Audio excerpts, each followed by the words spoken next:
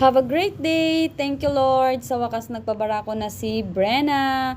So, ayan guys, nagpabarako na si Brenna. Super bait niya. And then, hindi siya makulit na binarakuhan siya. Hindi katulad ni Berna na makulit guys. Patakbo-takbo habang binabarakuhan. Pinapagod niya yung butakal. So, ito naman si Brenna guys. Kakaiba siya. Kasi, tahimik lang siya, ganyan lang siya, as in tahimik lang talaga siya, hindi siya makulit, nag-aantay lang siya, and then yung butakal na lang yung sumusuko. And then guys, actually expected naman to na halos magkasabay silang manganganak, kasi sabay sila ng month na binarakuhan. Si Berna kasi guys, no, unang nabarakuhan ay si Berna. Then after 2 days, ito naman si Brenna. So guys, actually magkapatid po yan sila, kaya halos magkapareho sila ng pangalan kasi magkapatid po yan. Expected nito guys ay mga December. So ayan, sa mga naghahanap dyan at alam nyo na, sa mga gustong mag-alaga ng pigi-pigi sa kanilang bukid. So guys, soon ibebenta din namin yung mga anak niyan. Ibebenta ka rin namin yung mga anak niyan guys, and pwede po kayong mag-message sa amin. So sa ngayon guys ay hindi pa. Actually sa ngayon hindi pa. So, wala lang, thankful lang ako. Thank you Lord kasi binigay mo tong gift na to. Binigay mo tong blessing na to sa amin ng family ko, especially sa fiancé ko, sa aming mag-couple. So, ayan guys, thankful kami dito kasi yung nag-aalaga kasi ng babuyan namin ay yung papa namin guys. Grabe yung sacrifice niya dito. So, that's why super thankful namin kay papa.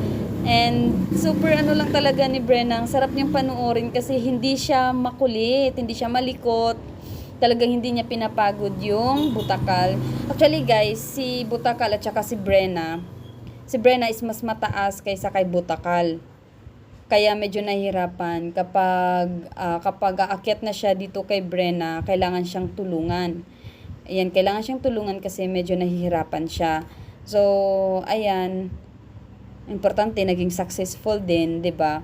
So, guys, sana pinagpi-pray ko lang kay Lord na sana Lord tuloy-tuloy na tong blessings na to. Sana Lord pag nanganak to or ngayong buntis na to sila, sana i-guide mo din yung mga babies nila sa loob, sana mga malulusog. Pag nanganak naman to sila, sana Lord sila yung kakayanin nila kasi first anak po nila ito, first time nila, sana kayanin nila, sana lahat ng babies ay malusog, buhay, walang mga aberya. And actually guys, naranasan na din kasi namin, sabi nga kasi 'di ba, kapag daw tayo meron tayong isang pangarap sa buhay and then nakukuha natin yun, hindi agad-agad na akala mo yun na yun. Darating at darating talaga yung pagsubok. Bibigyan ka ng pagsubok ni Lord kung hanggang saan ka, kung kakayanin mo ba, kung mag-give up ka. Kasi guys, yung unang-unang baboy namin na nanganak, si Blessy. Si Blessy guys, nanganak siya. Siya yung first time na baboy namin, first time din niyang nanganak. Nung nanganak siya guys, 8 yung anak niya. 7 patay, ang pang-8 yun yung buhay. Sipin nyo yun guys, 7 ang patay. 8 yun di ba? Super sayang. Ayan, kumakain na si Mercy. So guys, ayun, 7 ang patay, yan na lang si Mercy ang buhay. Yan guys, ito mismo si Mercy. So siya na lang yung buhay. Una guys, nung time na nanganak yan, alam mo yung napapanghinaan ako ng loob. Parang iniisip ko, benta na lang natin to si Blessy kasi nga sayang, 'di ba? Parang sayang ng babies niya, namatay lahat yung 7 tapos 8 buhay. Yung feeling na magi-give up ka na sana, pero dahil nga binigyan ka rin ni Lord ng pag-asa na hindi mo pwedeng i-give up kasi nga pagsubok lang 'yon. Ang importante, hindi lahat namatay, may isa pang natira, 'di ba? So ito yung si Mercy guys. That's why Mercy yung pangalan niya kasi isa siyang miracle. Dahil isipin nyo, dalawang gabi at isang araw nanganak si Blessy, which is patay na sana lahat yan, mga bibis niya, kasi syempre nalunod na dun sa loob ng tummy niya. Pero nung pang 2 days, pang 2 nights na panganganak ni Blessy guys, ito yun si Blessy. Pang 2 nights na panganganak ni Blessy guys, nabuhay, yung pang-8, buhay. Ito yung si Mercy. Yan, siya yan. Super liit niya guys, alam niyo yan, super liit niya na ang kaliit niya, parang katulad lang siya ng daga. And then, ayan na guys. So, kaya guys, hindi namin siya binenta, hindi kami nag-give up, hindi namin siya binenta. At ngayon, buntis na ulit siya, manganganak na ulit siya. So, yun yung sinasabi ko guys, na hindi talaga agad-agad ibibigay sa inyo. Kailangan talaga natin dumaan sa pagsubok, sa trial, kung talagang kaya ninyo. Pero alam nyo ba guys, isang bagay din yung na-realize ko na hindi ka bibigyan ni Lord ng isang pagsubok kung alam niya na hindi mo kakayanin. Kaya niya binigay yun sa atin, kaya yung binigay sa amin ng fiancé ko, kasi alam ni Lord na hindi kami mag-give up. Alam ni Lord na kaya namin at ipagpapatuloy namin to. At alam ni Lord kasi na yung mga pangarap namin is talagang pang long term, hindi yung sinasabi na pangmadalian lamang, 'di ba? So kaya thank you Lord. Super thankful talaga ako. Super thankful ako dahil sa blessing na binigay ni Lord sa amin. So actually guys, etong way na to is pababa na kami. Kita nyo naman, dala-dala ko pa si Lily. So ayan guys, kasi ayaw niyang maglakad. Hindi siya naglalakad, babies pa siya.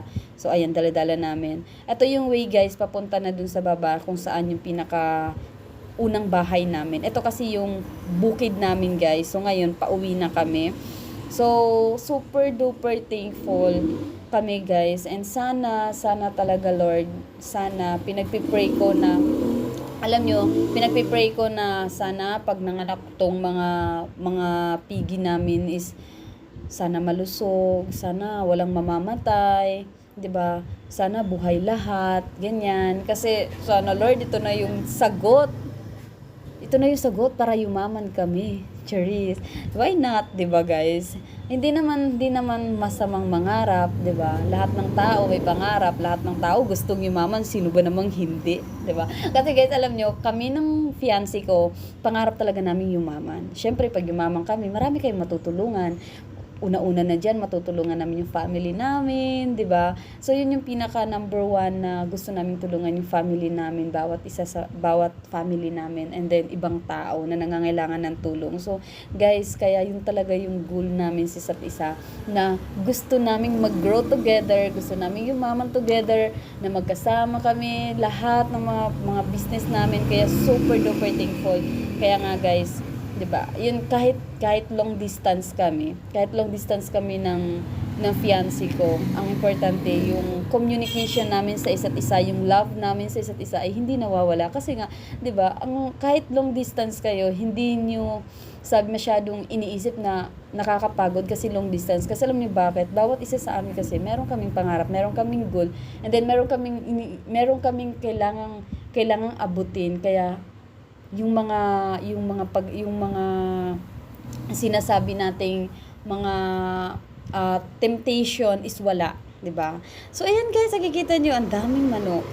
So ayan guys, papunta na kami sa baba dahil nga si Brenna, thankful na kami dahil tapos na siyang nabarakuhan. And then next time naman ngayong September guys, ang babarakuhan na naman ay si Mercy. Kasi si Mercy guys is pang 8 months na niya ngayong September, kaya pababarakuhan na naman namin siya. So 4 na sila guys, lahat buntis. Thank you Lord, thank you so much God. So tara na guys, ito na yung way namin, 'di ba? Super madamo siya, pero alam niyo yun, ang sarap, pag kayo nakapunta dito sa lugar namin guys, ang sarap sa feeling kasi napaka tahimik, maginhawa. Kaya gustong-gusto ko talaga dito sa bukid tumira kaysa dito sa baba. Diyan sa baba sa bahay namin kasi ang daming kapitbahay, ang iingay ng mga sounds, 'di ba? Bawat kapitbahay nagpapatugtog, hindi ka makakonsentrate, ang mga bata nagsisigawan. Pero pag nandun ako sa Butay guys, sa bukid, super duper sarap ng feeling ko kasi alam mo bakit?